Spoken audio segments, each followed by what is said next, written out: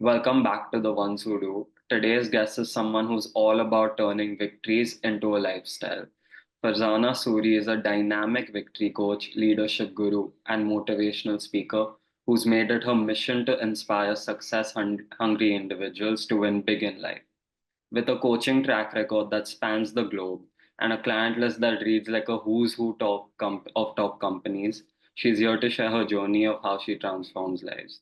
Welcome, Farzana. Thank you so much, Rahil. Lovely to be on the show. Thank you for coming on here. And I think I would like to start with an educational subject because that's where I'm at in life. And I think with your role, it's super interesting to me because it doesn't fit into the category of like the traditional and fixed route that say a medicine or an eng would have. And right now, if you ask me, I have no clue what the like subjects you would pick or the route you would take to become a victory coach. It seems like a field wherein you need to have knowledge about everything because you're advising people from like every path of life. But it also seems like, as I said, you don't need like the technical knowledge as you do in an eng. So my question is, what was your learning journey like, even if it was like apart from the educational system? How did you learn about whatever is required to become a victory coach? First of all, let me begin by sharing that coaching is something that 10, 11 years ago when I started it, I didn't really opt for it as something that I would like to do or even had any inkling that in some way I would be doing. Hmm, Circumstances kind of pushed me into it. hmm, I'm a people's person. hmm, I love helping people out. I enjoy being with people. And I think I have this, since I was very, very young, I wanted to be a nurse. I guess that is something that has always been there with me. And so when life took its own turn about 11 years ago in my life, I kind of moved out of advertising. That was a profession that I only knew and I loved, and I did it for like almost 16 and a half years. That's when I pivoted and moved into seeing if I could, help make others win. So I would say that that is the universe nudged me. hmm. There's no particular in education I had to kind of come into this field. But Hmm. I would say that one of the things that has worked for me is that I think I'm a student of life. Okay. Okay. And that is the biggest learning that life can give you. Hmm, Okay, because if you've gone through the ups and downs, hmm. I think you are equipped to help people out. And of course, you need to supplement it with some form of formal training so that you are credible. And that has been my journey. Okay. And you say that like you're a student of life. So do you think when it comes to coaching and consulting, a person who's in their 20s cannot really be a part of this because they haven't faced as much like the ups and downs as you said, and they haven't like experienced life as much? Do you think it could be? Okay, that's a very interesting question. Hmm, And I must add to this is that, all our journeys are very different, Rahil. hmm, Okay. You may be 20 years old, but yeah, maybe you've gone through so much in life yeah, that could be, maybe that could, in experience wise, you could be 40, 40 years old. hmm, So we all go through our experiences, and I think it would be unfair to say that a 20-year-old yeah, cannot take on this profession, because it's all about your experiences, how you've handled those experiences, and how you've come out of it. Because eventually, in a profession like coaching and training, consulting, etc., you need to be seen as someone who has not only done it for themselves, but has the ability to impart it to those who are probably undergoing the same thing. So I okay. think that is what is important. It's not about age at Hmm. all. But say in terms of the tools you have to use as a victory coach, what subject would you recommend to someone who is going into college right now that would like kind of help with the tools they could use to coach someone in the right direction? Like in my head, like a psych in terms of like human behavior and stuff, that subject in my head aligns with victory coaching. But what would you say would be the most like apt subject line? that aligns with this field. So you are right, because you need to be involved with people, Hmm. okay, not on a peripheral level, okay, or a superficial level, but Hmm. on a deep level. That means somewhere you need to have empathy, feelings of care within you for Hmm. people around you.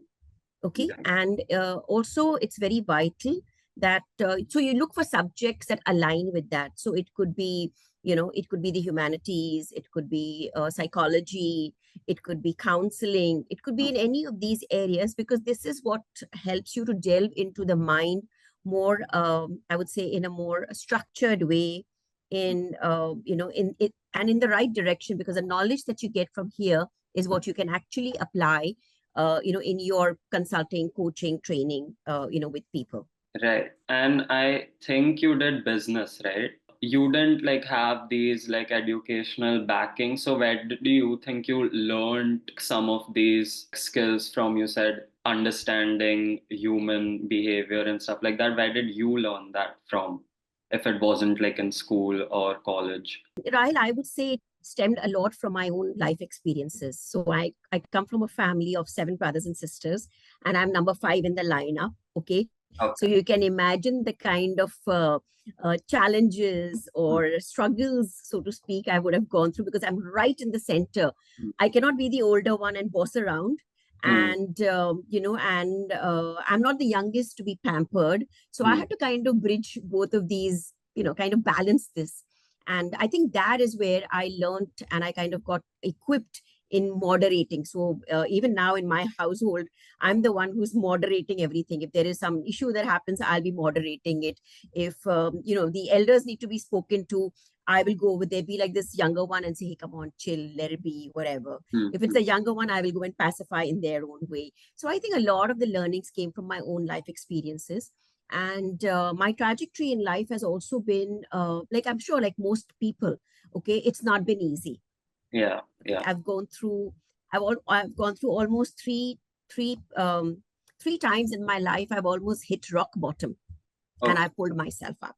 Okay. And I think that is what has equipped me in being the person I am, being able to understand what's going on with people in whatever limited experiences I've had. But I think that has helped me even from a professional perspective, because I trained to be a chartered accountant. Hmm. Okay. And I moved into advertising, which, is such a dynamic and absolutely, Yeah. shouldn't be saying this, but dog eat dog kind of an environment, at least in the times that I was in as well. And you had to make do. And I was in account servicing, which means, again, I was in a role which required balance. So balance the creative team, balance the production team, balance the client's views, balance the profitability. So, all of that. And I think you kind of learn how to deal with people. Yeah. So Rahil, everybody feels that, hey, I'm in tech and I'm in accounting and I'm in Hmm. pharma and I'm in whatever, creative, etc. But I would say, eventually, if I have to distill all of this down, we are in the people business. Right. If you don't understand people, you don't understand business. Hmm. So Hmm. it's that is your the base point that you need to begin anything that you do with, the understanding of people. Right.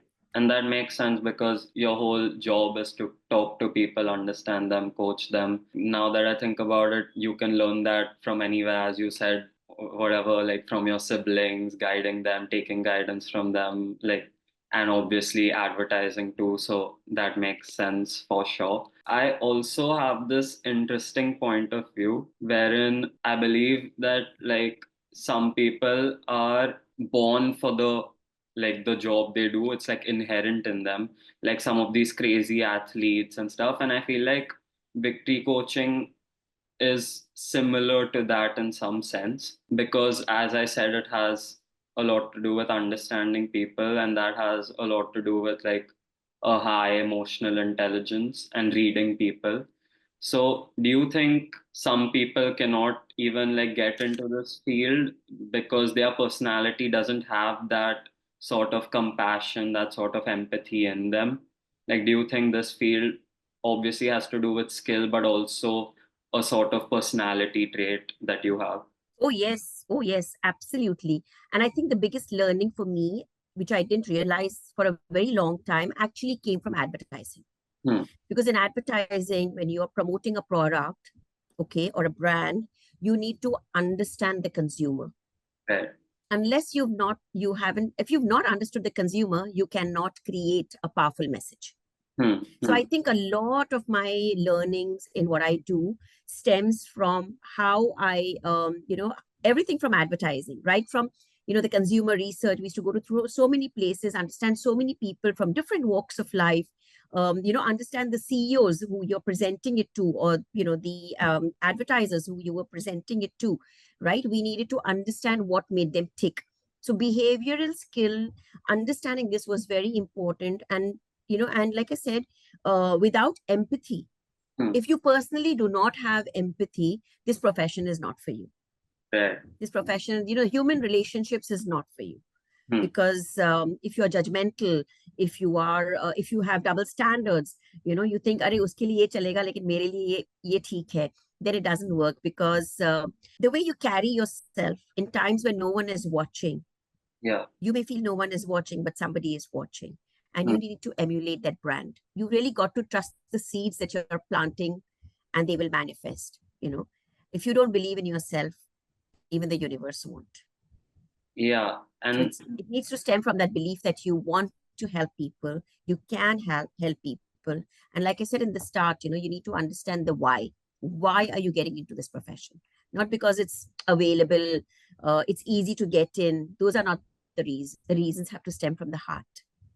right. And that's interesting to me too, because usually you see in business, you need to be opportunistic because like if you're too empathetic, you may like let go of some crazy Yes. opportunities. But in this, empathy is important because you're dealing with people. But I have just something that I'm curious about.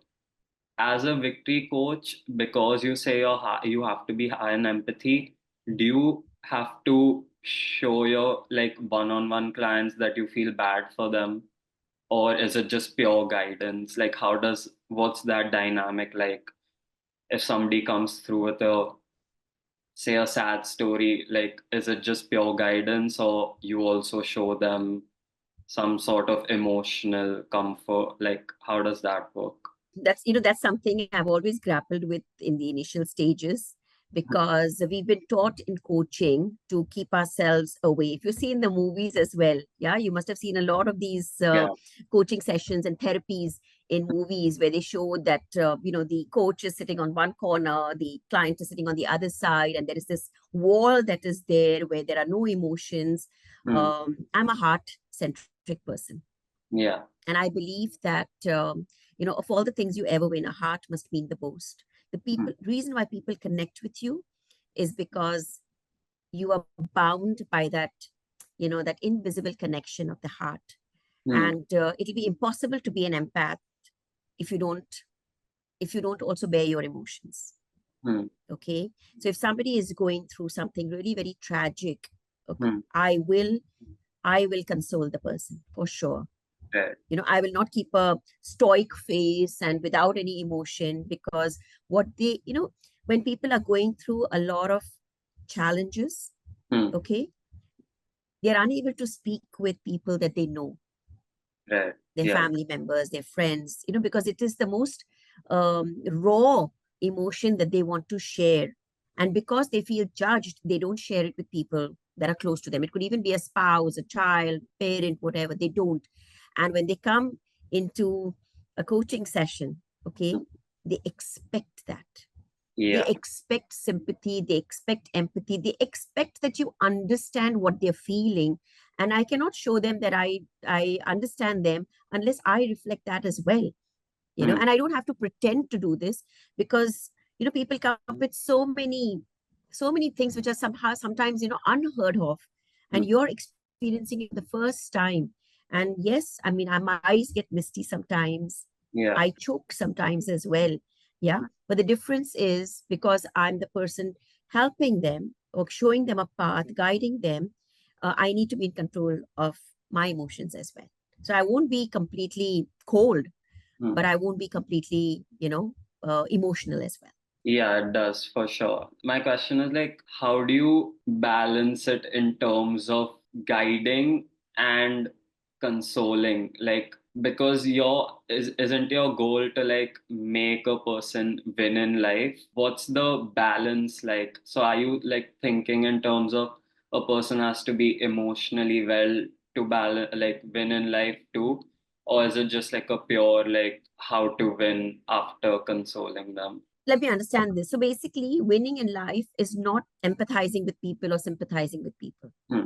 Okay, because you're human too. The part of the emotion that I bring into the session, okay, as a coach, as a victory coach, is to show them no matter what you are, no matter where you are, Hmm. okay, each one of us has the ability to get over it, okay, okay, and climb higher. Hmm. Hmm. Because every one of us, right from the time you were born, maybe 2 years old, 3 years old, 4 years old, five, whatever memory you have, you must have gone through something and you must have won over it. That means it's already there in your DNA. Hmm. All right. My role at that point as a victory coach is to inspire them and to share with them, yes, all of this has happened. Okay.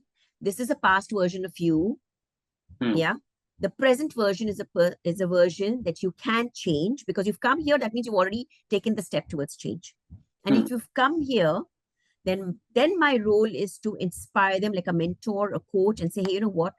This is your strength. And how about now focusing on your strength and being a victor instead of focusing on what didn't happen and how badly you were treated and how you're a victim, Hmm. okay? And move past it. So there are tools and techniques that I utilize, Hmm. okay? But I don't leave aside the fact that I have that emotional connect and that emotional thread is there between us Hmm. because that is what they come to you for. Otherwise, they don't need to meet you in person. They don't need to do this. They can just go to AI and get that done, Right. Right. isn't it? So, Yeah. The reason why you want face to face is because, an emotion. right. And do in like the different clients you have, do people's wins differ, or do you have a fixed win in your mind for every client? Like you want them to go home with a certain mindset, a certain like this, a certain that, or can people's wins differ too based on where they are? They will differ. Hmm. They will differ. And it's not up to me to put forth my wins and what I think should be the winning. Hmm. It's about them and their potential and how far do they want to stretch. Because to win, you have to stretch. Hmm. Hmm. To win in life, you have to go through some discomfort. You Yeah. have to go through it to kind of stretch and reach out for that winning medal or the cross the line or the tape, etc., right? So my role is to take them through that journey, understand where they come from, which is where they kind of relieve themselves with whatever they're going through. Okay, we take stock of where you are right now with a very practical, very a real way. Hmm. Then we look at, hey, okay, fine, and they need to identify what is their win. It's not for me to identify, Oh, okay. Hmm. you know. And personally, I feel that every win, even if it's one small baby step that you've taken, Hmm. okay, is a win. A Hmm. win doesn't have to be standing on the top of Himalayas and putting in the flag or running a race and winning it or whatever. For someone, it could be just participating in a race could be a win because they've never done it before. For someone coming even fourth would be a win because they never imagined they would even come that way, isn't it? So everyone's wins differ and they need to identify what is their win because only then will they feel that they've won. Yeah. They have to buy into their own story. And Hmm. I'm here to support them. Yeah. And like now that I'm thinking, is that kind of like scary and stressful for you because you're responsible for such a like a big part of somebody's life? Like because you're responsible, is that like when you go back home, do you feel like stressed out or you're used to it? And what is that like? I love this question. So Hmm. initially, I would get very, very, in the early days, okay, I Hmm. would get very involved with every client of mine. Right. I would feel their pain as if it was my pain. Hmm. And, when I went to my mentor and I spoke about it because I was concerned about it, Hmm. it was really affecting me a lot. I wouldn't sleep nights and things like that. And, and I remember him telling me, you know, that we cannot live people's lives. Yeah. we can only show them the path. Hmm. Hmm. The walking needs to be done by them. And while they're walking, they will fall, they may get hurt. Hmm. Okay. My role is only to encourage, inspire, and elevate them into standing up. So, in fact, I'll give you, if you have time, I'll give you a very small incident. It's a case study actually many, many years ago, so I can share it right now, of course, Yeah. without names. So there was a client that was referred to me by a family member, and she was a young girl, and she had gone through a very, very traumatic experience, physical and sexual abuse by a family member. Hmm. And it came to a point where this went on while she was 13 years old, for Okay. 5 years. Hmm. Okay. And it was so bad that she got pregnant. Hmm. And the family almost threw her out. She was the only daughter. One of her relations was a client of mine, and they came to me and said, "Can you please see what you can do? She needs help." And I'm not a psychotherapist. I'm not a psychologist. I'm a coach. So there are Hmm. very different things that we do. But since she said just speak to her, so I said, okay, I'll just have conversations with her. But what she needs is proper and the right kind of intervention. And I'm not that person. Hmm. And I remember I was having conversations with her, and she liked being coming to me, so she kept coming to me every 2 weeks, whatever, we would meet up, and this went on for almost a year. Hmm. Okay. And I remember one evening I was out with my husband watching a movie, and I Hmm. get her call, Right. and I picked a call. It was, I think, just after intermission. Hmm. And she tells me, uh, Farzana ma'am, I just wanted to share with you, I'm on the terrace of my building, and I want to know, should I put my foot forward Hmm. or back? Hmm.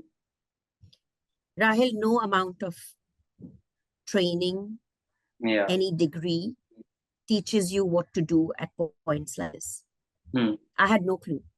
Hmm. I had no clue.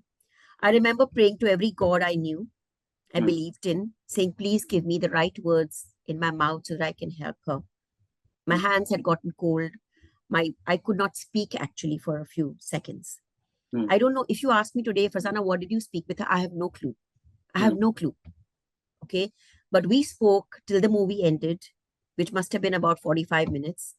And my Yeah. husband kept coming in to check on me, and I just said, no, go back. Hmm. Okay. And finally, she went back. Hmm. I called her, this relative, and I said, please see that you keep her with you. Okay. And watch over her. We'll talk tomorrow morning. Just Yeah. don't leave her out of your sight. Hmm. The next morning, I couldn't sleep that night. Yeah. The next morning, I spoke to her relative and I said, you know what, please give her some help. And I know she believes in me, she loves me and all of that, but I cannot be the person helping her out, you know. And of course, they took some medical intervention and all of that, but she kept wanting to connect with me. And, another year later, I'm Hmm. so happy to share that she got married eventually. She Hmm. fell in love with someone in her own, where she was working. So she was in the film industry. Yeah. She, got married to someone. And today she is inspiring people. And not nobody knows about this, in fact, except for her close family members. No one knows about it. Hmm. And she is inspiring people, you know. Okay. And Rahil, that was a time when I realized that every word, every sentence that I say Hmm. has an impact, Yeah. has an impact. And that impact can swing anyway, can Right. swing anyway. So I'm very, very careful about what I say, who I say, in what tone do I say it, because I know it can make or break a person. And I think that is what taught me about what coaching is all about. It's not about just giving advice, because your advice can change somebody's life. Hmm. It's so, so serious, you know. So yeah, I mean, this was something that really kind of shook me Hmm. and made me a better person, because I pivoted and I, did things differently from there on. So, do you like hesitate in taking some like clients based on like the type of responsibility, or is it like you try your best and like what's that like? So one of the things I definitely want to know if the person is coachable. Because there are people who come to you because, it's become a fad that, hey, maybe I need therapy, I need a coach, and I need to go and, all of that. But the Hmm. point is, coaching is a collaborative exercise. You've got to work on it as well for you to win. It's like going to the gym. The Yeah. trainer can only tell you what to do and how to do and what is the right way to do and everything. Hmm. But that's only for what, 1 hour? Yeah. Yeah. The remaining 23 hours are yours. And you need to do the work 23 hours for the results to actually happen. So one of the things that I'm really very, very, I would say, particular about, and I have a set of questionnaire and all that I ask, etc. I want to know whether the person is coachable, Right. and really wants to take the effort of making the difference. Because sometimes what happens is people are pushed into it as well. So Hmm. it's not their agenda. Hmm. you know they're coming to me for somebody else's agenda, and that may not really work effectively. I'm not saying it will not work at all, but it will not be as effective. Like, what's the criteria of like determining if somebody is coachable? So one of the things is, are they committed to it? Hmm. Okay, are they committed to the change?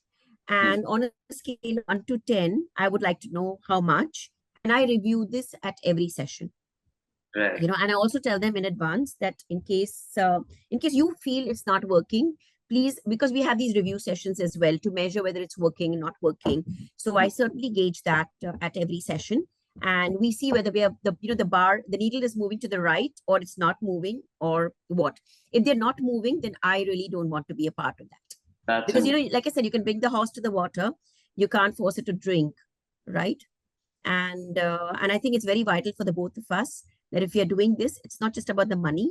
It's Hmm. about, how can I instill change? Because I certainly want people going out there and saying, hey, you know what, she made a difference to my life. I want to be a part of the success story. That's interesting to me that even though it's a business, the goal of this business is like different than the usual ones.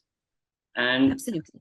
I want to come back to like you brought up you were in advertising. So my question is how much of a person's success in general depends on how they advertise themselves. Like, so as a victory coach, how much of you like getting clients and people trusting you has to actually do with like the quality of work you bring, and how much is also influenced by your presence on social media and the amount of like followers and stuff you have, like the brand you've built for yourself. Just to give you a little perspective, so Victory Coach is not really a coaching, I mean, I'm actually a life coach and a leadership coach. Hmm. Victory Coach is something because I've always been in advertising. I wanted to be different. I wanted to stand out from everyone. Hmm. And a friend of mine who is in advertising actually recommended that when he went through my own life story, he suggested that I give myself the moniker of Victory Coach.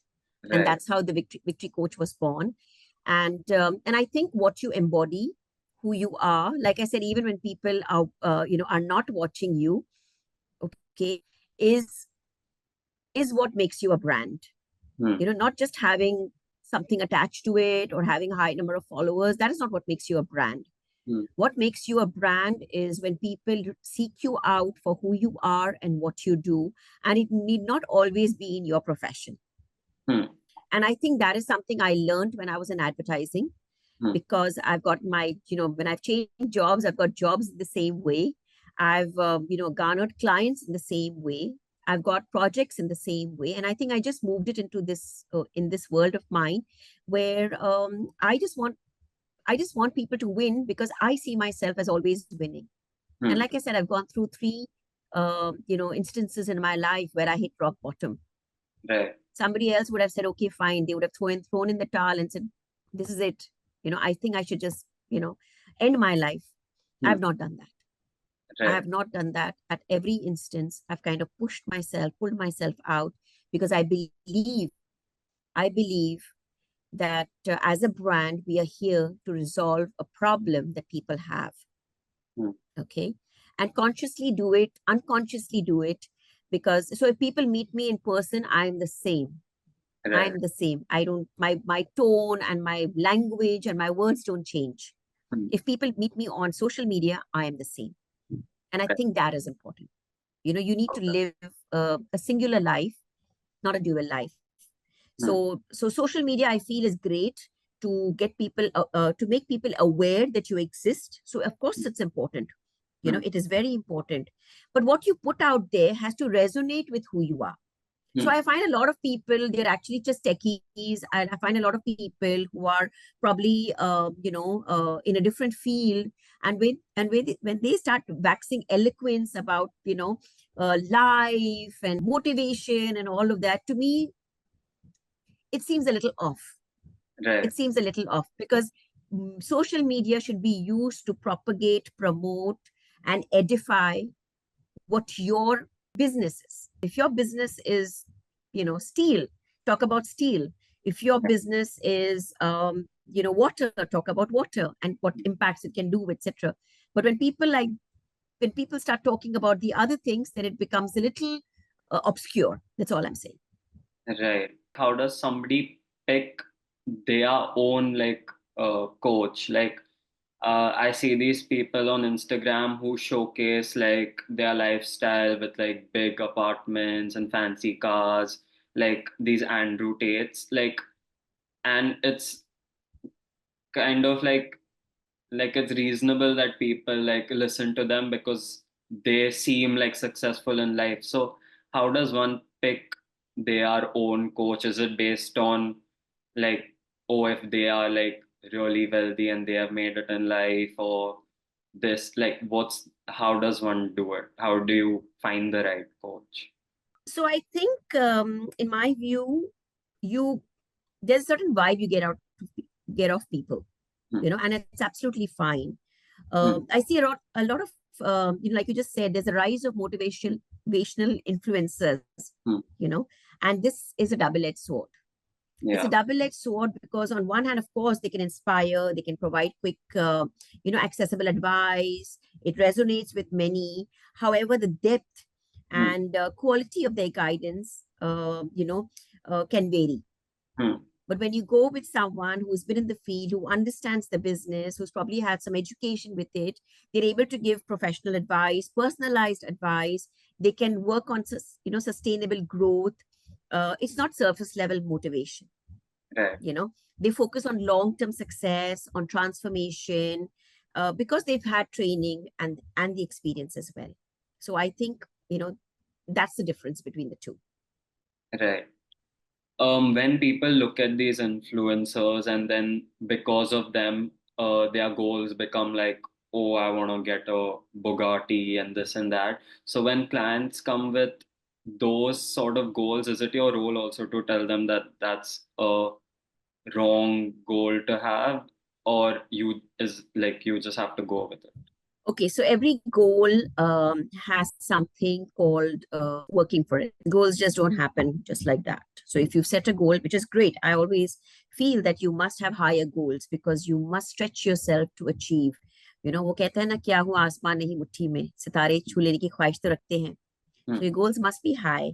They Right. must not be unrealistic. And that's where my job comes in because I interview them, coach them in a way where I understand exactly how much they are willing to push the bar and at what level are they willing to get out of their comfort zones. Because if you are not willing to do the work, you can't reap the rewards. Even other than unrealistic, like what if you just like foresee that the goal isn't really fulfilling, like getting a car, like they think, like I'm just assuming they think it's gonna like make them super happy, but like in a month it won't really do that. Like what if, like that's obviously a specific example, but what if you just foresee that their goal isn't really gonna fulfill them? See, goals fulfill when you have a system in place to achieve it. Hmm. Every one of us actually can do anything in life. Hmm. It's not relegated only to the select few, each one of us. So if you see every success story Hmm. of people who've done it, they've had humble beginnings, but Hmm. they've had to put in the work and Hmm. in a systematic way Hmm. with systems to make it happen. Right. Okay. And then there is something called the innate stretch. Hmm. That means, are they willing, when everything is not going well for them, are they still willing to get to it? And that will happen, Rahel, again, going back to the very first I had shared, is that you need to know why do you need that? Hmm. There Hmm. needs to be a reason, whatever the reason. It may be emotional, it may be, financial, it may be anything. Hmm. Okay. There must be a reason. Like the reason why I do what I do and Hmm. why I don't believe in giving up. Yeah. Okay. And I believe in pushing the bar as much as possible, which whatever is there within me. Okay. Is because somewhere someone in my life told me that I'd never do it, Hmm. that I didn't have the capability of doing it, you Hmm. know, that I would probably be standing in the road with a begging bowl. And I didn't want to be that person. So I Hmm. said, man, I'm going to prove this person wrong. I'm going Yeah. to prove this person wrong. Hmm. So even if I was at my, at the lowest low, I Hmm. pulled myself out to do that. And I'm saying everybody, it's not just me. There are stories around you. Everyone in some form or the other has gone through this. So what is important to know is how strong is your why and how hungry are you to get out there and make it happen. How hungry are you? Because it depends on that hunger. And Hmm. of course, then things like, you need support as well. How Hmm. willing are you to even ask? Because lots of people don't like to ask. Hmm. There is also grace in with which you ask. Like I wouldn't have done what I've done if I didn't have people supporting me. I had so many people supporting me, my clients, my colleagues. Till today, if I'm doing the kind of business I'm doing, I have over 9,000 clients, okay, in 27 countries. I've done more than 900 speaker and training and motivational programs, and most of these have come through my friends in advertising, who are my clients, my vendors, my colleagues, who are still referring me to places. Hmm. They're speaking my name in places I never thought I would even walk in. So you need support from people. You can't do it. There's nothing called a self-made man or woman. Hmm. None Hmm. of us are self-made. Right. We've Yeah. been made by people. Yeah, that's true. Also, I'm sorry, but I want to go back to a previous topic we discussed. So, um, like usually the things you said, like nobody knows what to say, but usually when somebody is like in a really bad place and on the verge of like doing something, people say maa baap pe kya guzregi, and think about what your family will feel. But I came across a interesting Twitter thread that you shouldn't say that to a person who is in like a dark place, like because that even stresses them out more. So what is your like thought on that? Because that's usually what people say, right? "Maa baap pe kya guzregi," this and that. So do you think that's the right thing to say to like shift their like thoughts, or it's even like it's even worse to say that? I think when a person is going through a hard time, our role as people who care about them Hmm. need to make it about them, the person, and not themselves. It's very important. What the person is going through, and a lot of it is emotional. They're imagining certain scenarios which are really, really hard, okay, and Hmm. harsh.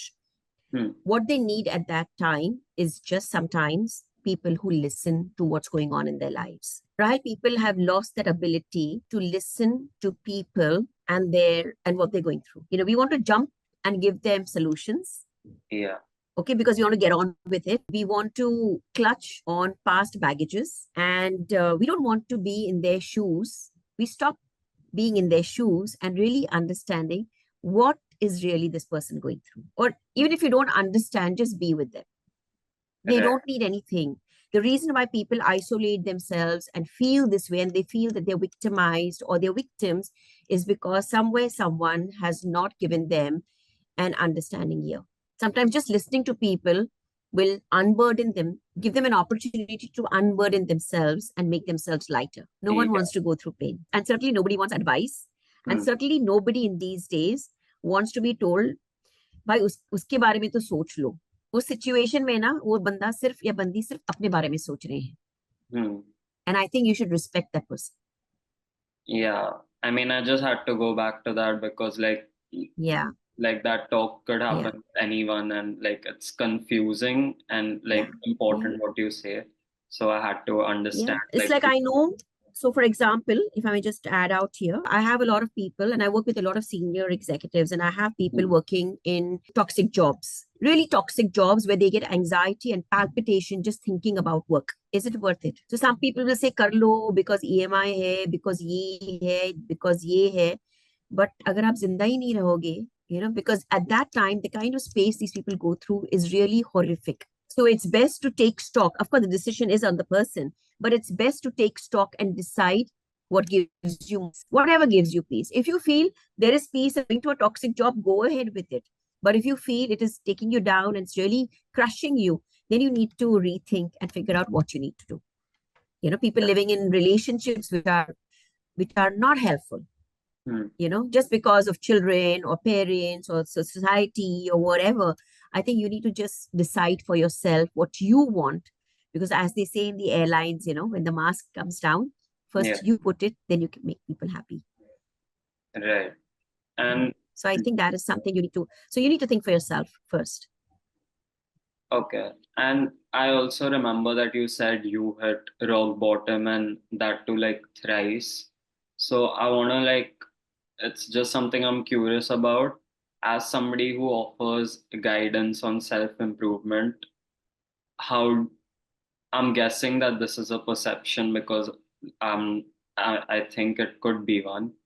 How do you handle a person who has that perspective that a coach should be superior to you or like have a perfect life? Like when you think about like basketball coaching or something like that, the coach is usually better than the player at basketball or has more knowledge about that. So what would you say to a person who has that perception that, oh, the my victory coach should be more successful than me, more happy than me, more this than me, more that than me?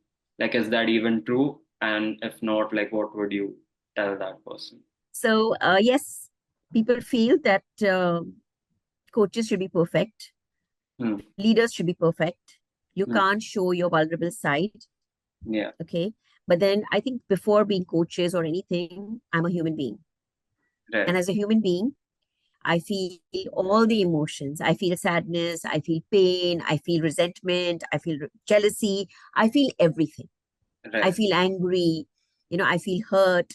I feel all of those emotions. Hmm. Okay. Sometimes it's inflicted on others, sometimes it's on myself. But I think one of the things as a coach you understand and you work upon is that this is normal to feel this Yeah. way. But Hmm. what is abnormal is to stay in that feeling. So I give myself maybe 30 minutes. I give myself maybe 15 minutes, or I prime my husband and I say, hey, you know what? If you find me doing this too much, yeah, we have like a safe word between us, So he'll probably use one code word and he'll say red, or he will say chrysanthemum or something like that. Hmm. And that's my cue to say, you know what, I'm overdoing something. And I remind myself. So it's a lot of self-awareness. Right. Okay, I'm not perfect, like I said, Yeah. but yes, when I come and sit, across you, Hmm. then I need to give you the solace, the confidence that when you're with me, you are the only person that is important to me, and I will make you win because I see myself that way as well. So the thing is, don't live in that state. I Hmm. don't live in that state. I get up. I do a lot of self-talk. I do a lot of self-talk on myself. When I want to do something and I'm nervous, and I mean, after every session, like even today, before coming to this, I was very, very nervous. I've kind of gotten around how to do it, and I'm sure lots of others also do. So, Yeah. we are human beings at the end of the day.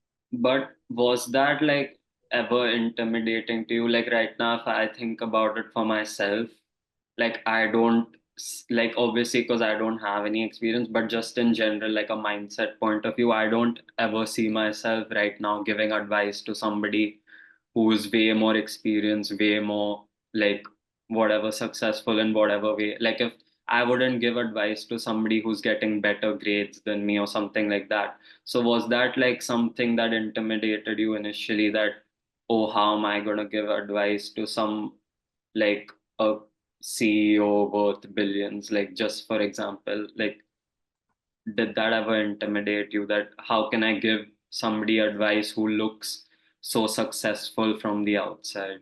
So, Rahil, learning is lifelong. Hmm. Okay, it can never stop. Hmm. The day you feel that मुझे सब कुछ आ गया है, I know everything, Yeah. that is the day of your demise. Hmm. You know, Hmm.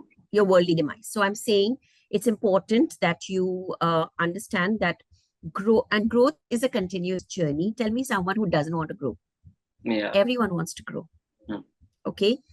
People don't just come to you for advice, but to uncover sometimes blind spots. We all have blind spots. We keep doing something and say, कि, boss, मैं तो ऐसे ही हूँ.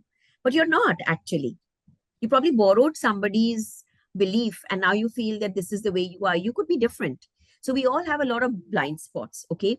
We navigate new challenges every day. And all these leaders, so called, which have made it in life, they're navigating so many challenges every day. They want to refine their strengths, they want to be better.